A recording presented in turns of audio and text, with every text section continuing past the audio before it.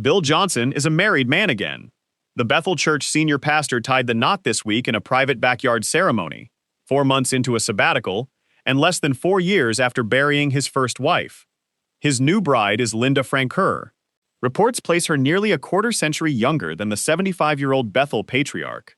The wedding happened on August 18th, officiated by none other than Bethel's chief prophet, Chris Valentin. But the engagement itself didn't happen quietly. Johnson made the announcement from a stage, during his sabbatical no less, as a keynote speaker at Kenneth Copeland's Southwest Believers Conference. Johnson told the Copeland crowd he popped the question on his own 75th birthday, July 18th.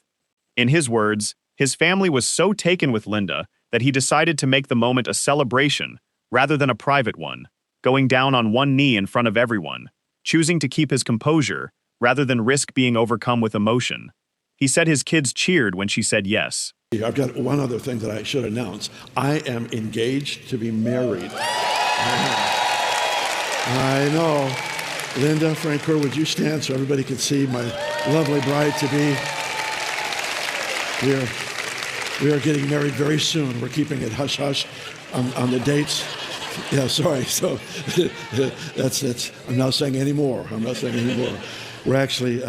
I had a birthday the 18th of July. So whenever that was, it was recent. I know that.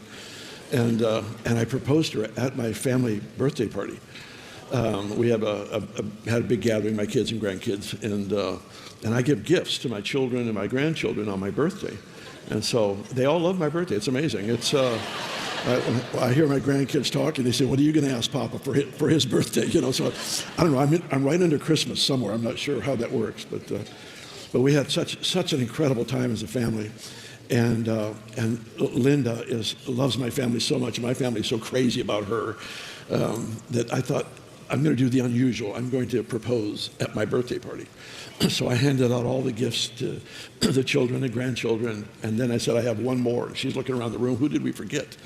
And then I said, please stand. And I went down on a knee. I'm not going to right now, but I went down on a knee. If I do it now with tears and all, I'll be a mess. So, but anyway, I asked her to marry me, and my kids just cheered and just went, this is great. Yeah, so fun. Such a treat for me. So I love you. It's a sweet story on its face. A grieving widower finding companionship again, with his children's blessing. Nobody here is disputing that a 75-year-old man is allowed to fall in love and remarry. To understand why this story matters to Bethel watchers, you have to understand who Bill buried. Bill and Benny Johnson were married for over 4 decades. Together they raised 3 children and built out a family legacy that now spans multiple generations of Bethel leadership. And their marriage wasn't just a household, it was a ministry partnership.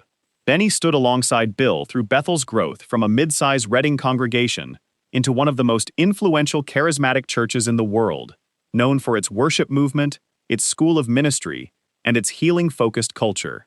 Benny was a visible, active leader in her own right, known for her own teaching, her own prophetic voice, and her role shaping Bethel's culture around intercession and inner healing.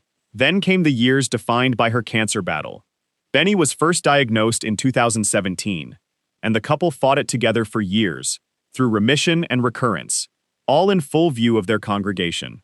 During that first diagnosis, Benny shared that she'd had a heavenly encounter with Jesus, and described gaining what she called access to healing power over cancer in the spirit realm, encouraging the church to reach into heaven and receive that healing for themselves. When the cancer returned in 2021, Bill stood in front of the congregation and spoke with full confidence that she would be healed, framing it not as something to beg God for, but as something already secured at the cross, waiting to be claimed. It was, by every account, the posture of a husband fighting for his wife with everything he had, his faith, his platform, and his public witness. Benny passed away in 2022, at 67, after that years-long fight. Now, to the part that's actually generating the headlines, the age gap. Let's be fair here. There is nothing inherently wrong with a 75-year-old marrying a woman significantly younger than him. Age gap marriages happen, and plenty of them are healthy, called, and none of our business. We're only raising it because of what happened right before Linda. Johnson was previously dating a different woman, this one in her 40s, And that relationship drew heavy public criticism, much of it centered on the age difference.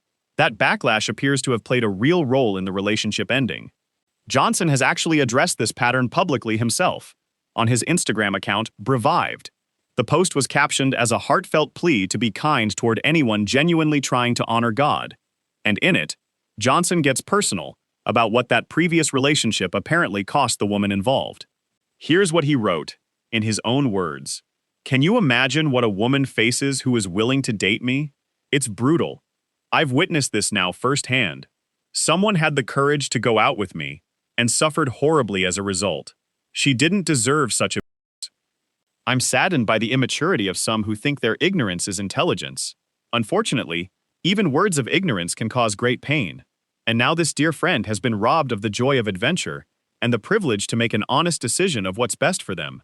Not all dating is supposed to be unto marriage. It is an expression of community, and community heals if it's pure. Please, if you see someone casting judgment, criticism, or assumptions of this nature, rebuke them. The Bible says we're to mark a divisive person, and this kind of slander is a most dangerous tool of division. That's a notable theological position from a megachurch senior pastor with this much platform and this much scrutiny. Whatever you think of it personally, it's worth knowing it's his framework, because it's the lens he's now dating and marrying through, in full public view, while still nominally on sabbatical from leading his church. It's also worth noting, the post frames public criticism itself as the abuse and the division, which quietly moves the accountability conversation off of the relationship and onto anyone who questions it. So here's where it lands. A widower remarries. That's not scandal, that's life. But he does it from a conference stage, under the theology that framed his first wife's death, following a previous relationship that already drew public fire over age. And he's on record with a philosophy of dating that doesn't require marriage as the goal.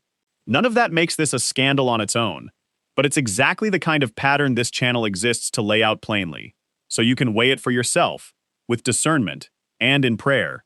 We'll keep following this one as more details come out. This has been Anointed TV.